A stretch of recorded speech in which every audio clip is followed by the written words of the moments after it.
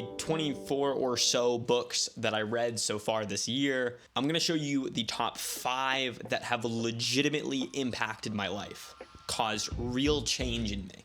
The 4-Hour Workweek by Tim Ferriss. This book really changed how I thought about things. See, a lot of the time when I have set goals, and maybe this is the same case with you, they feel kind of lofty, they feel kind of out there, and in all honesty, part of me felt like they weren't reality. They probably weren't going to be reality either. But this book, through the many practical steps and protocols that it gives you, to just giving you examples. Each chapter is packed with examples of people who actually did the thing the chapter's about. It kind of reframed my mind to be like, oh, I can actually achieve the lifestyle that I'm trying to achieve. Complete change of the framing of how I viewed the world. Not gonna spend a lot of time on this because you can find this all over YouTube. It's a pretty popular book, but it's popular for a reason. This book literally changed my life. Not even exaggerating. The Consolation of Philosophy by Boethius. If you've been watching me for about the past year, you've probably heard me mention this book in my videos before. Boethius was an aristocrat, a Renaissance man with a family and a wife. He was virtually nobility. All of that was stripped away from him, and he was thrown in prison with the only certainty left being that he would die there. I believe he got executed shortly thereafter.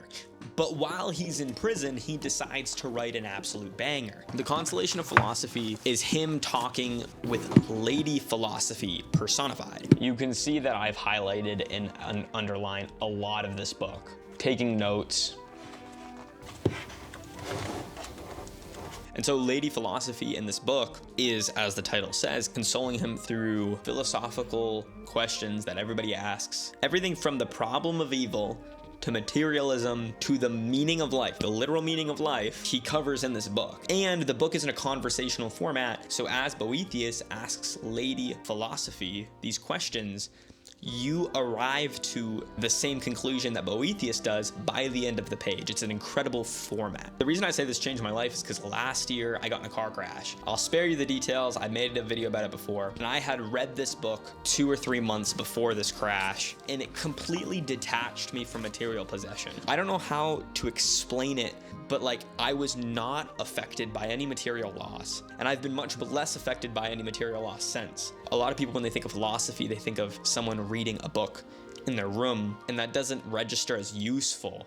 But this book changed how I thought and practically impacted how I lived. So I will always hold this book in high regard. I know that Boethius has some philosophical critiques, theological critiques. Not saying he was perfect, but this book genuinely helped me. Next book is a classic.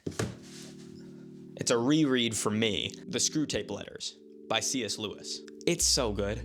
It's letters between Screwtape, a demon, an archdemon, and his nephew Wormwood. So each chapter is a letter. It starts by Dear Wormwood. It's basically conversations between the two demons about how to deceive humans and how the demons try to lead people to hell. But evidently in kind of a reverse fashion, it's revealing to the reader how they're ruining their life and they're poisoning their soul through the perspective of the person, of the being that's trying to ruin them. There's some banger quotes in here. You can see on this page, I have like everything underlined. You must therefore conceal from the patient being us, the person the demon is working on. You must therefore conceal the patient the true end of humility. Let him think of it not as self-forgetfulness, but as a kind of opinion, namely a low opinion of his own talents and character. Fix in his mind the idea that humility consists in trying to believe that those talents to be less valuable than he believes them to be. The great thing is to make him value an opinion for some quality other than the truth. Humans have been brought to think that humility means pretty women trying to believe they are ugly or clever men trying to believe they're fools. And since what they're trying to believe may, in some cases, be manifest nonsense, they cannot succeed in believing it, and we have the chance of keeping their minds endlessly revolving on themselves in an effort to achieve the impossible. So good. Really incredible book. Not much more I can say other than go read it.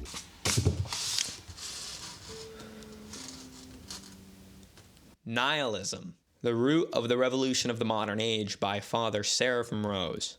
Blessed Seraphim Rose was a monk. He died sometime pretty recently. I really love a lot about Seraphim Rose because I kind of relate to a lot of what he struggled with before he became a Christian monk. He was a devout atheist, but he was very educated. He learned Chinese and would teach Chinese just so he could learn Zen Buddhism from the original texts. He was a professor at Berkeley, I think, for a short time. But to cope with the pain, he engaged in a lot of vices. He became a drunkard, and one day he was even climbing a mountain. He was drunk, and he curses God and dares God to damn him to hell. That's the depth he was at. But then eventually he walks into an Orthodox Christian church, and something in him tells him that his search is over. He hated the world since he was young, and that didn't go away once he became a Christian, so he died to the world permanently by becoming a monk in Northern California. This book specifically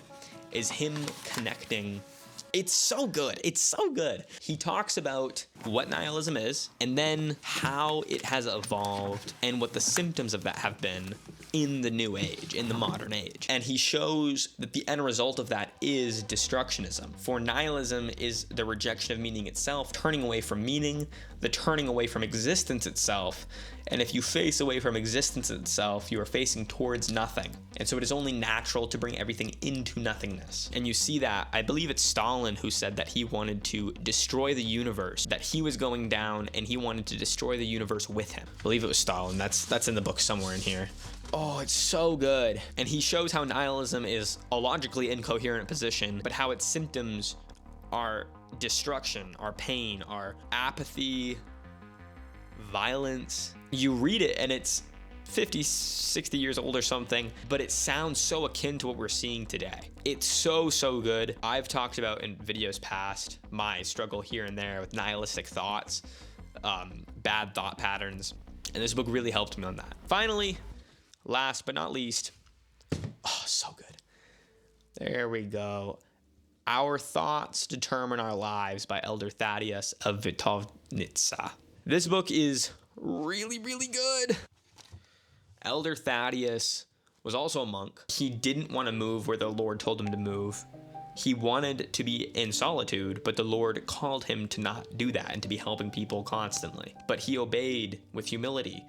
And so the first half of this book, like many books of the lives of the saints or those to be a saint, Lord willing for him, the first half is about his life, and the second half is his teachings and his sayings, and his teachings about how your thoughts determine your life are, I think, the fulfillment of what a lot of self-improvement tries to say nowadays. Cognitive behavioral therapy, etc.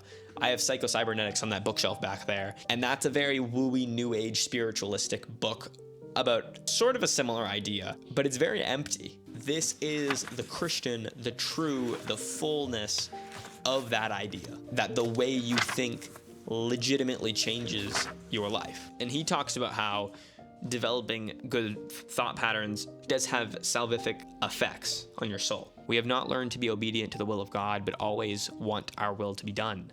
Well, in that case, there will be no place for us in heaven. We should always remember that whatever task we perform here in this life is for Him.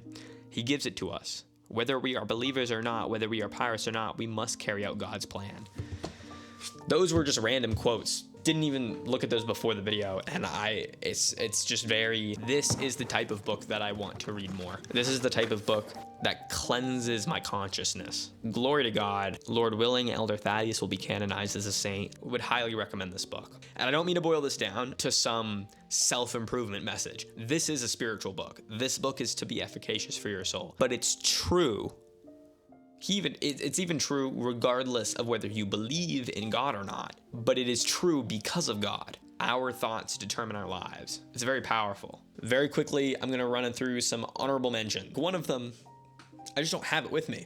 And that book is a book on St. Paisios. This book on St. Paisios is really just excerpts from witness accounts of his life. This was the first book I read on a life of a saint. Reading the lives of the saints, genuinely, I feel it transforming me. Not only to learn the example of those who are holy, who are with God eternally at the moment, but the wisdom and the value and the applied theology. Like getting into Christianity, to Eastern Orthodox Christianity, I started at an apologetic level because I was convinced by a debate. Not very common, but I was convinced through debate. So I entered at a very like higher level, not necessarily advanced, but like surface level theology, like logical concepts and patristic writings, etc. So my mind was convinced before my heart was. But reading the lives of the saints convinces my heart, and I can't quite explain it. The second honorable mention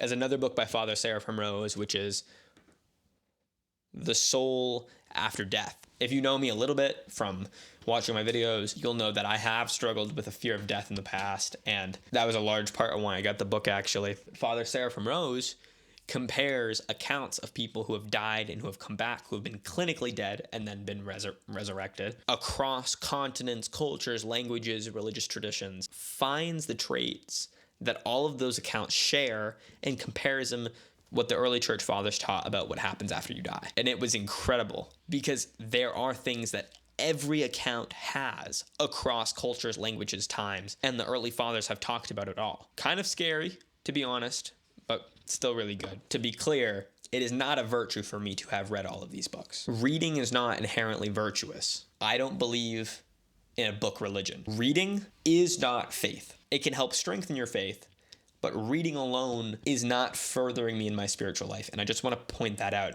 I don't want to say, like, look at all the books I read and look at me, I'm a better Christian or a better man. None of that in any capacity. I really like the idea that reading actually impacts my life. A large part for me has been reading things in response to a problem in my life. Reading with intention is life-changing. Reading alone can be a quick, productive procrastination technique. It'll make you feel like you're productive, but you're not actually going anywhere in life.